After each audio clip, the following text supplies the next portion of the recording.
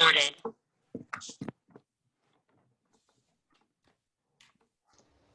All right, we'll call to order a special meeting for the Oneonta City School District Board of Education, August 26th, 2020. Can we have the roll call, please? Mr. Grau? Here. Mrs. Burnsworth? Here. Mr. Gaisford? Here. Mrs. Kurkowski? Here. Mr. Reynolds? Mr. Reynolds? Oh, Jamie, I think you're there. You go. Thank you. Mr. Beckerink? Here. Mrs. Cashman? Here. Thank you. Thank you. Resolve to accept the agenda as amended. So moved. Second. All in favor? Aye. Opposed? Thank you. Reggie, can you hear Jamie? Because I can't. I could, he was muted, but he unmuted it and now, oh, he's back now. Can you hear me? Okay, I heard that. Okay, Okay, all right. thank you. Resolve to accept the minutes from the August 5th, 2020 Board of Education meeting as presented. So moved. Second. Any discussion? All in favor? Aye. Aye. I'll abstain. I was absent. Likewise. Opposed? Thank you. Brings us to our first opportunity to address the board, and I see we do have two attendees. Down at the bottom, there's a Q&A if you want to type a comment in there. When we get to the second opportunity to address the board, we'll read those and give you your opportunity. Resolve that the reading of the non-certificated personnel memorandum 2020-13 be waived and that the action items dated August 19th, 2020 be approved as recommended by the superintendent of schools. So moved. Second. I'm actually going to change that, dated August 26th, 2020. Any discussion? Okay, all in favor? Aye. Aye. Aye. Aye. Opposed? Abstentions? Resolve that the reading of the Teaching and Administrative Personnel Memorandum 2020-13 be waived and that the action items dated August 26, 2020 be approved as recommended by the Superintendent of Schools. So moved. Second. Any discussion here? Mr. Grau, you'll notice that Marissa, whose resignation is on there, Marissa served Riverside as a school counselor. She did just a wonderful job, and it's unfortunate that she's leaving us, but she lives a considerable ways away from us, and she was able to secure a job actually just a few minutes from her home, so we certainly wish her well. And our posting is out there, and I'm sure that we will secure another great school counselor for Riverside. Well, that's certainly understandable. Any other discussion? All in favor? Aye. Opposed? Abstentions? All right, brings us to the superintendent report. Yeah, I just wanted to share that we are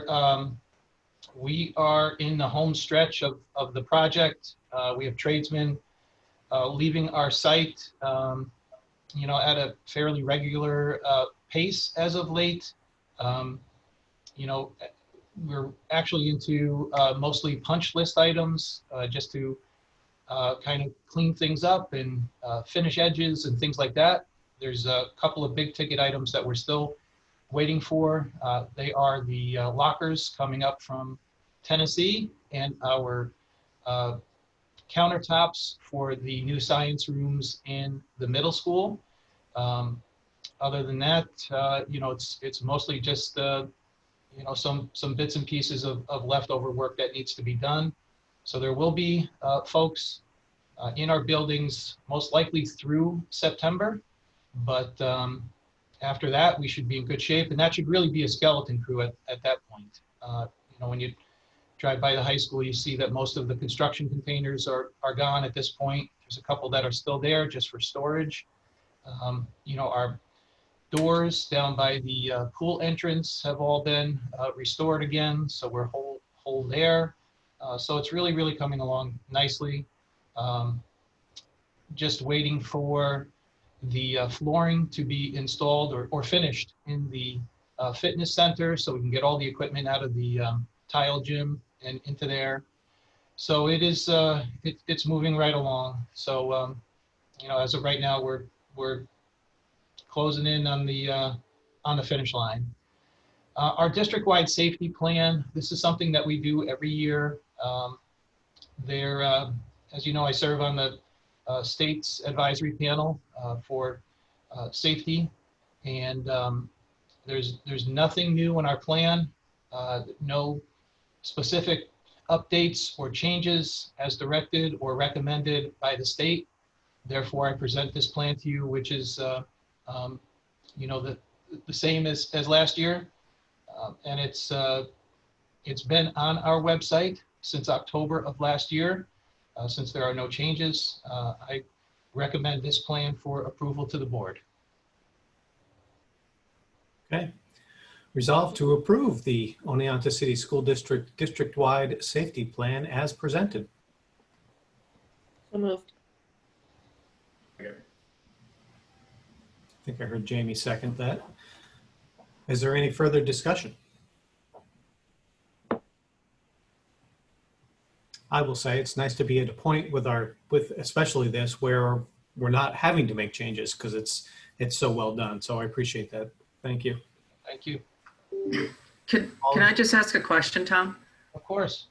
With the notification of the drills is there a standard procedure across the district for that? When the text messages should go out, like if, to the parents, should the text messages go out prior to the drill or after the drill's performed? It's a great question, Colleen. And,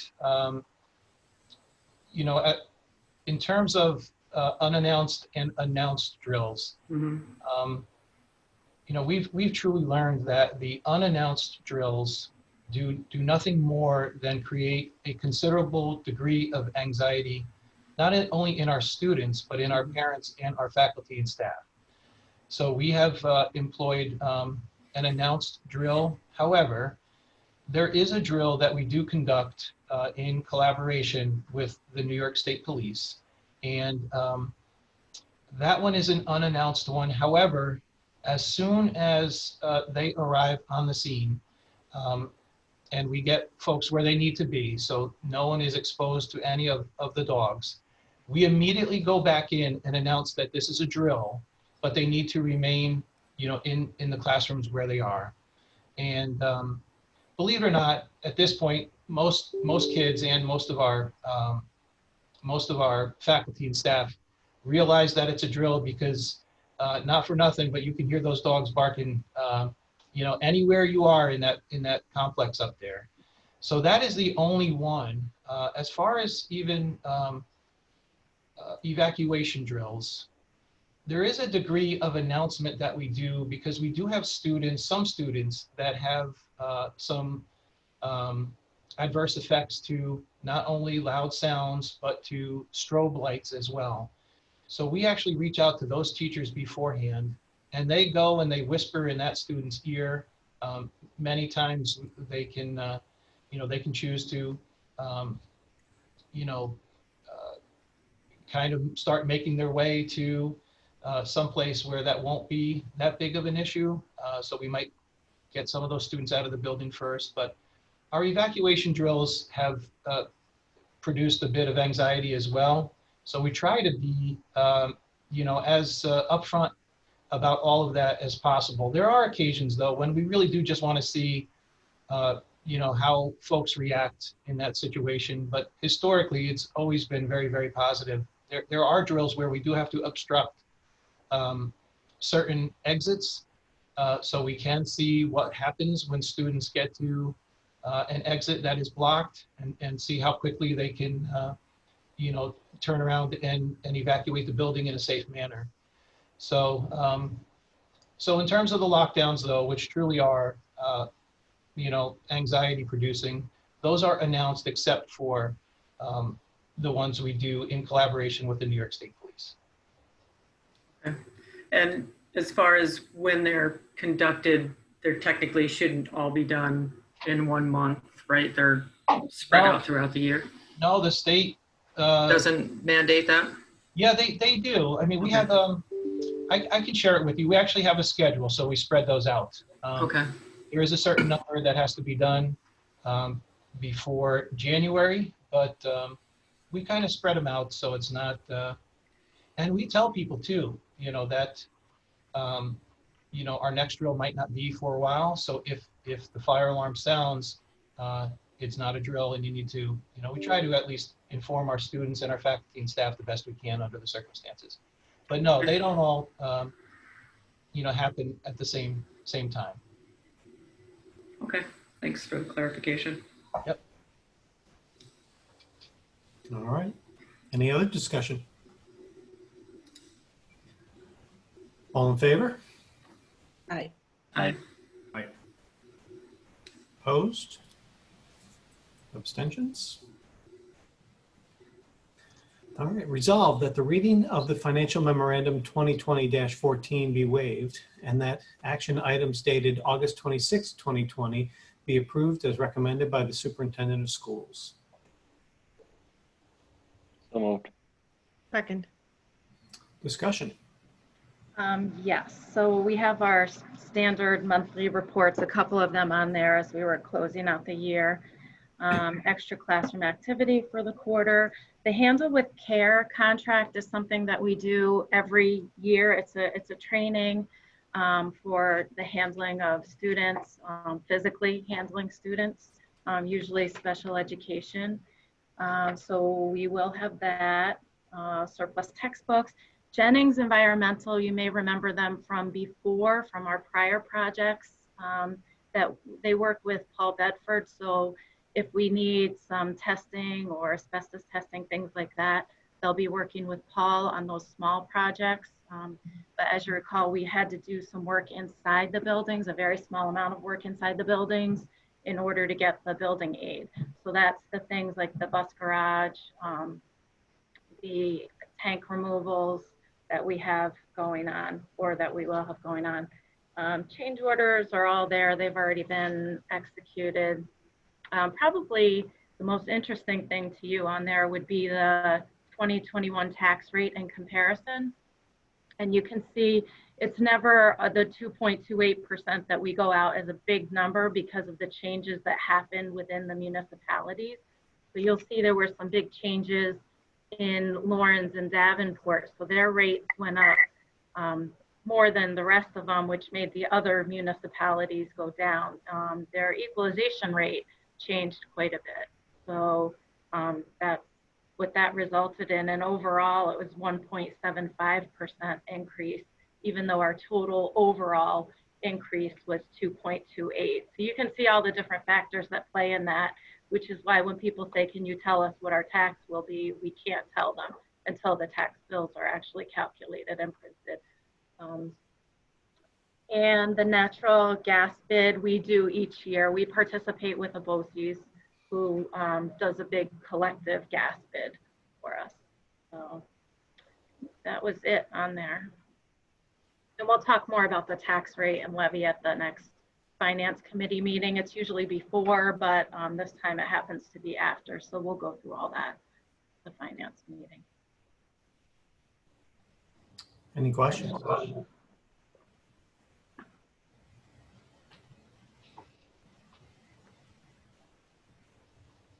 All right. All in favor? Aye. Aye.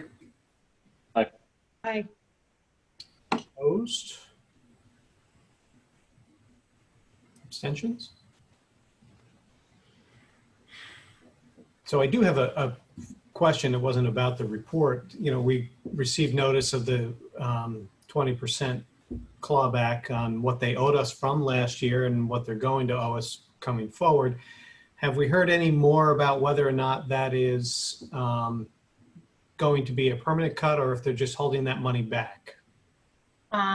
Right now, there is no clarification whether it's permanent or, as usual, there's really no clarification. So this cutback for this last period for 1920, which honestly kind of surprised me because some of that money is for tuitions from a couple years ago when the state dragged their feet in setting the tuition rate, so they just don't pay you while they're dragging their feet.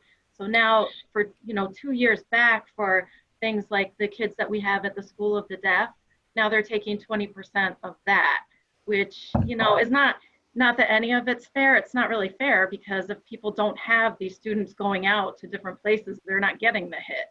So anyway, I'm hoping that that is not permanent because it's not consistent, district-wide or statewide for everybody. But that hit for us is about $300,000, which we can absorb. So we're okay with that. It's the moving forward with the other things could be about a $3.5 million hit to us total. And that will hurt us. We're gonna have to do something substantial if that is a permanent. And that you may have noticed, they also talked about the grants. So it's not just the general aid, it's the state grants, not the title grants, but things like UPK is a 20% hit. And they're also, the latest notification that we saw was on the school meal program, which is also kind of surprising because they're telling you, feed everybody, don't turn anybody away. They're supposed to pay, but don't make them pay. And by the way, we're going to take 20% of the state amount too. So they're hitting everything. It's not just the general aid that we initially thought. So I know you've been looking at it, and when you say the word substantial, I hear things we don't normally want to cut. Correct. Yeah. Yeah, we can take the short, the short haul, the stuff from last year. We can absorb that. We planned for that. We planned for a little bit into this year, but not the big hit, 20% on everything across the board all year. So. And Mr. Grau, that is, you're right on. I know that, many of our counterparts across the region are very concerned as well. It's all relative for the most part, this 20%. So, some school districts may be able to kind of weather this initial storm, but moving forward, if this is a permanent cut, just as Lisa was saying, we'll be looking at everything really. It's going to dramatically change the product that we offer our students in the district, and it's not just here; it's around the state, who will be in the same boat or similar boat as to us. Very concerning. Okay. Any other discussion? All right. That brings us to our second opportunity to address the board, and I do not see any comments, so we'll just move right down to roundtable. Let's start with Sean. I have nothing new for committee reports. All right. Darren? I have nothing new either. I would just mention that I have fielded a few phone calls with some concerned parents who have children that are in the elementary grades with our return to school, first month, and their concerns with grade school kids logging on several times a day, and so I just wanted to let you know that you may be hearing some of the same things. And to be honest with you, I haven't been too well rehearsed in our going back strategy with the elementary grades. I know that there's an issue with contact time and having kids getting screen time and logging on, certain times of the day and things. I've pretty much just been paying attention to what's happening in the high school because that's where my daughter is.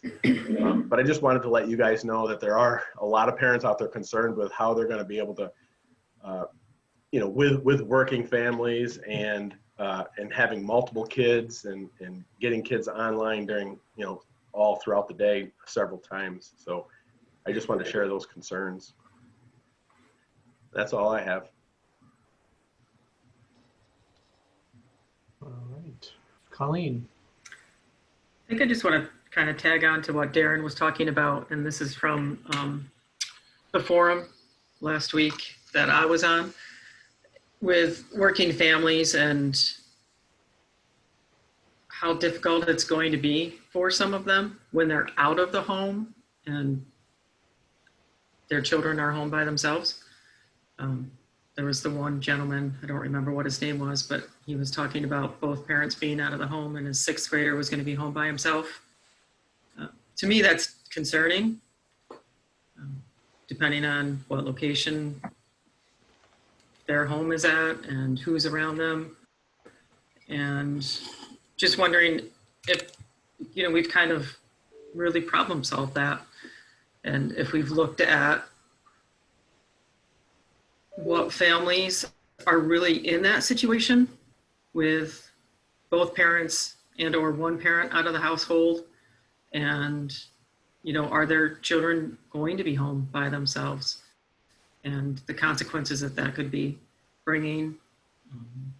I mean, I know here in my building, I have a single parent who's on her own and her child is going into 1st grade. She has no support here at all. And she's totally panicking, like totally panicking. So I know this is hard for all of us, but I'm just, you know, are we definitely problem solving enough on all of this? And what can we do? So that's just what's been kind of swirling in my brain. Is there another survey that we can send out that says, you know? Well, and we could, but the only thing is, you know, what, you know, Bill made a good point yesterday with the county survey. You know, this survey is going out there and there's not necessarily a solution, even with the data that they will get back. And unfortunately, I think we would find ourselves in the same spot. You know, we've tried to be as understanding as possible. You know, I think, you know, if you, you know, receive those NISBA updates, there are still schools that are announcing their reopening plan now. Mm-hmm. And we tried to be as understanding as possible to give families as much lead time as possible to try to work through that. And I think we've built in a degree of flexibility into the, you know, the synchronous learning aspect of this, that, you know, and through our attendance that, and I tried to communicate that the best I could in all 3 of our parent forums to try and relieve parents a little bit of that anxiety, and let them know that this is not an I gotcha kind of thing.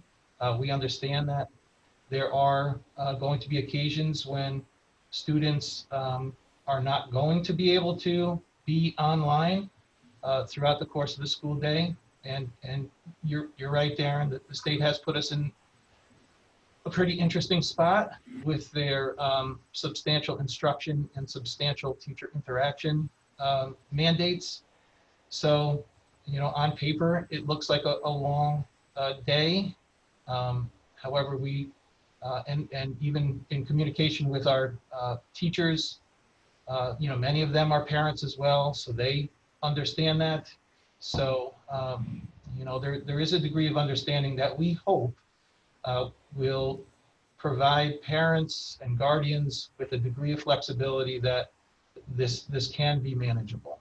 You know, I just tried to make parents know that the best I can, the best I could, that you know, open communication between themselves and their child or children's teacher is going to be super important throughout this process. So, you know, we have an understanding of those needs and, you know, can do our best to partner with our parents and guardians to provide them with the support and their children with the support they need to make this as manageable as possible.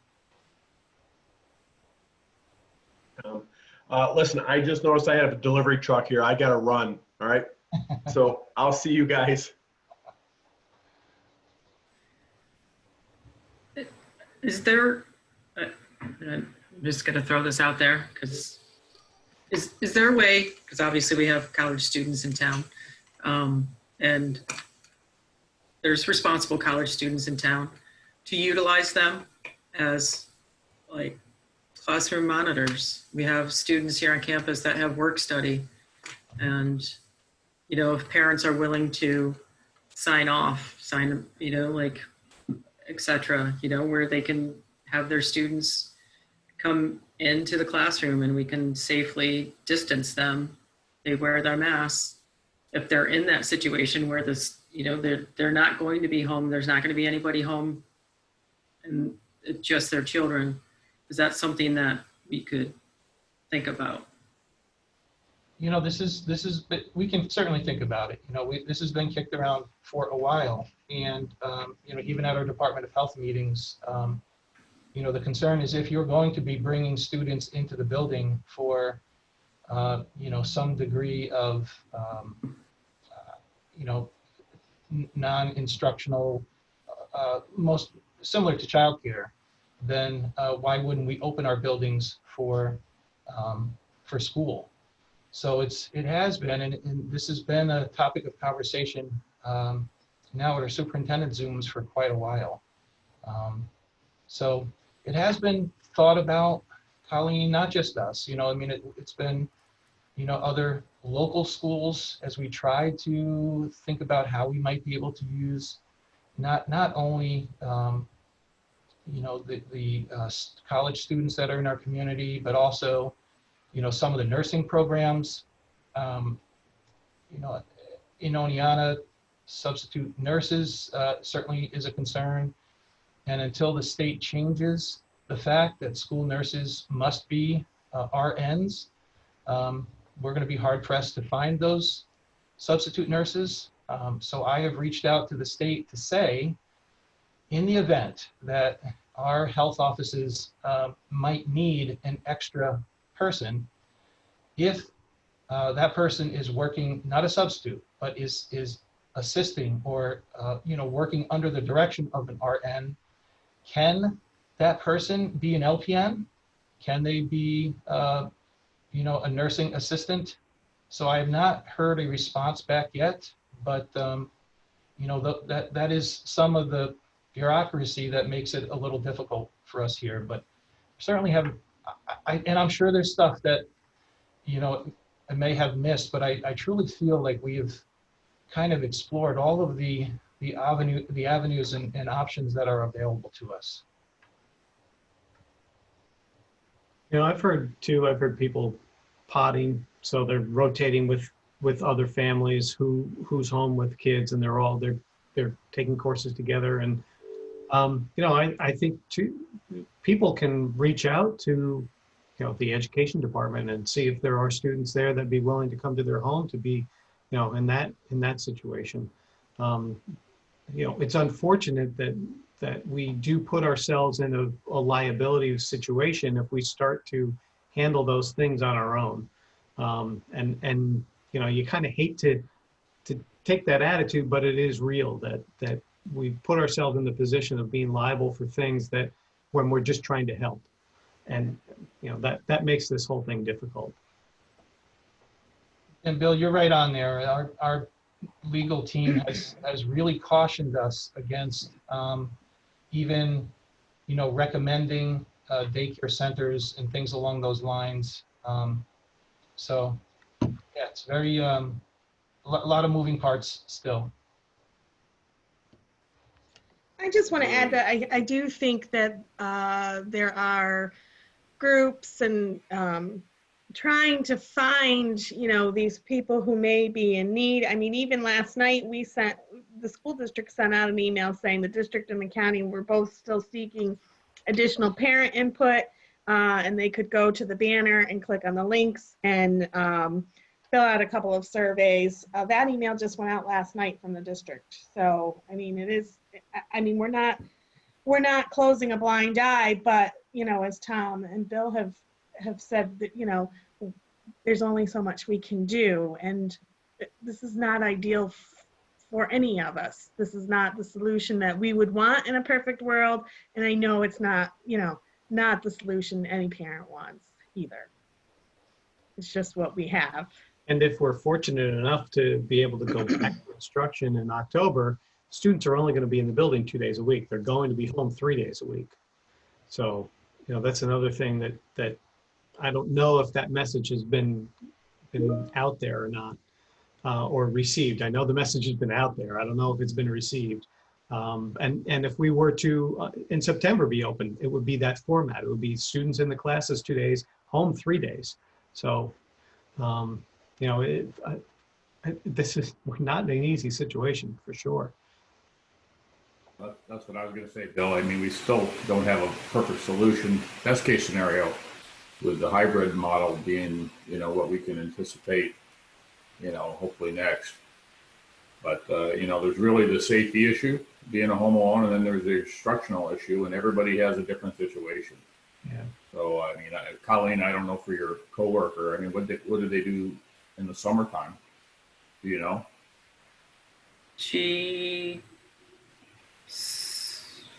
Well, I mean, this summer, she was home with her. Oh, she So doesn't work. Okay. Yeah. Well, yeah. Well, no, because of COVID. So she was able to work from home. Got it. But for the other summers, it was daycare. So, which isn't really available at this point. No, I'm sure there's going to be some unique solutions where people work together. And if it happens to be somebody new in the district or doesn't have relatives, I mean, I would just encourage them to reach out, and there may be a team approach that could be taken with folks that has already been mentioned here, but a lot of subjectivity to everybody's situation. She's in a unique situation too. She doesn't have a car. I don't know. You've seen her. She's the one that carries her son on her shoulders to school. Like she's in a unique situation. So it's really tough for her. So.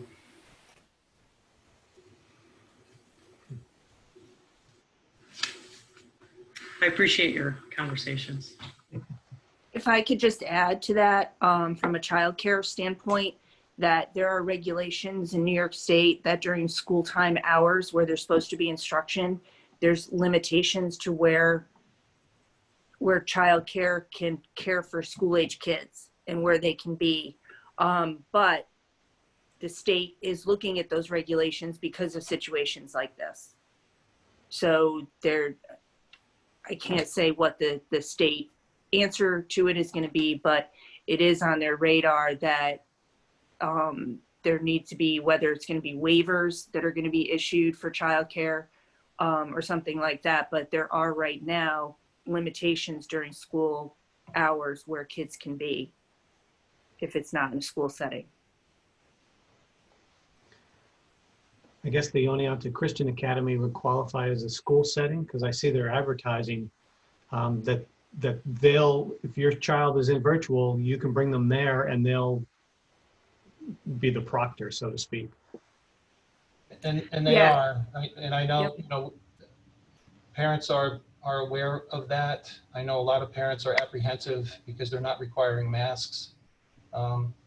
So it is interesting. We've been working as best we can with, I know Sue and I have had some conversations trying to, work out a schedule that might work well for families. Reggie has reached out to all of our local daycare centers and as many childcare providers as possible to see what we can do. Even what the county is trying to do is something that we have actually explored even before. I know that Jim Hurtubise from the town reached out and was mentioning that there are parents that would be willing to monitor some students if they just had the setting. So we've been working together. I know that he was going to reach out to St. Mary's to see about maybe the old St. Mary's School. But, just as Sue was mentioning, once, daycare centers are site specific.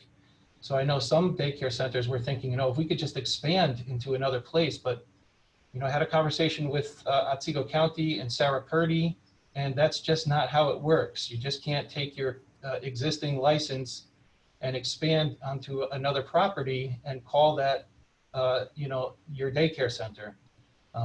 So there's a lot of red tape that is problematic in this setting, but these are conversations that have been happening for a long, long time. Some great ideas, and I know I was telling you that I, working with the Department of Health, even relative to graduation, every time we had an idea, and was very excited about it, and we'd reach out to the Department of Health. The Department of Health would say, well, unfortunately, that's not going to work. There's an issue with the executive order or, some other legal stipulation that prevents us from doing certain things. So I think we're finding a lot of that right now as well.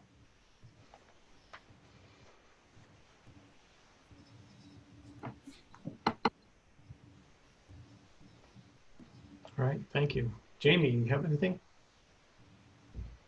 Well, just a couple quick things, I guess. I mean, obviously, finance will be front and center here for a while, and the committee's been a 12-month committee anyway, and I think we meet the second Tuesday in September, correct, Lisa, for our next meeting. But this clawback wasn't unexpected, and fortunately, it's been a topic of discussion for the expectation that it might happen, and we'll just have to keep working towards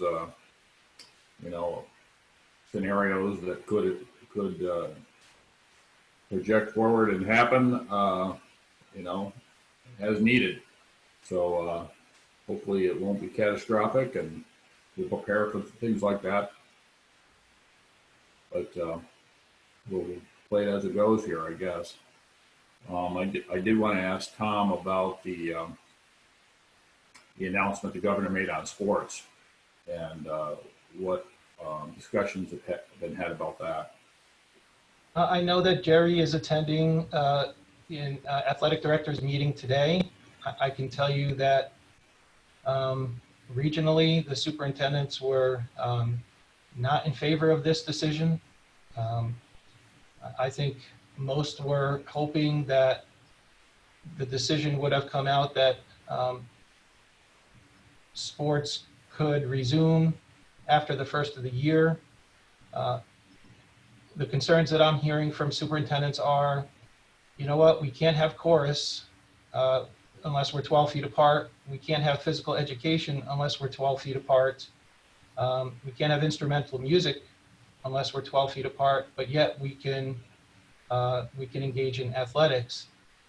The concern with that decision, again, is that, ultimately that decision is going to be, left up to the individual districts. And I know there's a couple right now who are already concerned about their budgets, who might not be offering those athletic opportunities. So again, it's going to seem like there's going to be, districts pitted against each other in this type of environment as well. In speaking with Jerry Mackey, just relative to schools down in the Binghamton area, I think we're all in the same boat. So we're really just trying to fact find at this point. So I know Jerry will come back with some good information today, and we'll see. I mean, if we don't have anyone to compete against, of course, that would be problematic. But we will see what the general consensus is from athletic directors from the region, and I will certainly report back. Just the last thing, do we have any sense of our what the size of our district's going to be student-wise? I've heard of at least one family that's parent works in a neighboring district that is open and their kids are going there to school, do we have a sense of, you know, are we going to lose some? Are we? We are going to, you know, yesterday's Zoom meeting with the superintendents, it is very interesting. You know, there are, you know, many families that are opting for homeschooling during the pandemic. I know that we're in the same boat. We're, you know, we're seeing an increase of about 30 families who are opting for homeschooling. It is interesting here as well because the reverse thing that you are referring to, Jamie, is happening as well, where we're having families from surrounding districts that are opening who don't want their children to go back and are calling and asking if we are accepting tuition paying students because they are appreciative of our sensitivity relative to safety. So I received several of those phone calls, but in terms of, it might be a wash. Rebecca Vanderwerker is registering folks on a fairly, you know, fairly substantial clip actually, folks coming into the area. So we'll have better numbers for you here soon, but you know, right now we have seen an increase of about 30 families who are opting for homeschooling. Hey, Tom. Thank you, Tom. Yeah, appreciate it. Yep. Hey, Tom. Real quick, I know it's not my turn, but I just didn't want to pick back off Jamie's asking. And I understand some of the families that would like to take their students to another school that are in our school district. But do we have a policy that if that, say, student A leaves and goes to another school, and then 6 weeks later they want to come back into our school, do we have a re-enrollment date, or do they have to wait, or is it just automatically you can come back into our school district? It is automatic that they can come back. I'm only asking because I had a conversation yesterday with another school district, a parent from another school district, and they're saying the minute you decide to stay homeschool or stay at home, you're not coming back for the rest of the year. And I said, I don't know about that, but I just want to make sure if that was our case, then it was out there that people know that. But I'm assuming we have open doors like we would always. It is, and you know, of course, that was all. You know, those type discussions are the ones that happen with legal counsel. Mm-hmm. I have heard that, you know, some districts are saying, you know, look, if you're opting for remote learning, you're opting for remote learning for a half a year or even the entire school year. And it is interesting because I know a couple of those districts that are employing that, that strategy. We all subscribe to the same law firm for our school attorneys, but it's very clear to me that we're not allowed to do that, and you know, nor is that a good practice. I agree. I just want to make sure that, you know, we all know that, and so if I get that question again, that hey, we're open arms just like we always have been. Well, yeah, and I think it goes back to us trying to be as accommodating as possible for, you know, the parents of this community. Yep. I think. Thank you. In a normal situation, if a family chose to homeschool and then changed their mind mid-year, we would take them back. So this is no different. Right. Right, exactly. Yeah. I just didn't know if it, because of the whole COVID thing and the way some of these school districts are trying to, you know, either minimize the amount of students that are coming in and out of the school. I get it, but I think you also have a legal standpoint too, that you can't deny students a free education. Right, exactly. In any manner. Yeah, absolutely right. Yeah. Thank you. I am going to have to sign off as well. I have another meeting at a different location at 9:30. Fine. Bye. Sue? I don't have anything, and I have someone coming at 9. I don't know what time it is, but I think I'm pretty close. Let me just real quick. I had a conversation with someone from NISBA because I emailed them about the fact that they're charging $260 for their virtual conference. And I said, you're out of your minds. You know, and what they're trying to do, this is the reason they're charging. They're trying to recreate the conference virtually. with interactions and so they're using they're using 2 event planners and a software company to run the whole event. So it's costing them money. And he did let slip, this is our biggest money maker for the year anyway.